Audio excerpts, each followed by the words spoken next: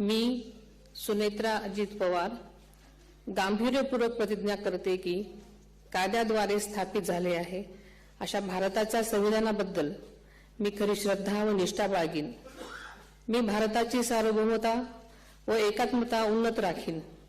मी महाराष्ट्र राज्याची उपमुख्यमंत्री म्हणून माझी कामे निष्ठापूर्वक व ससद्विवेक बुद्धीने पार पाडेन आणि संविधान व कायदा यानुसार सर्व तऱ्हेच्या लोकांना मी गांभीर्यपणे व निपक्षपातीपणे तसेच कोणाच्याही विषयी ममत्वभाव किंवा आकस न बाळगता न्याय वागणूक देईन।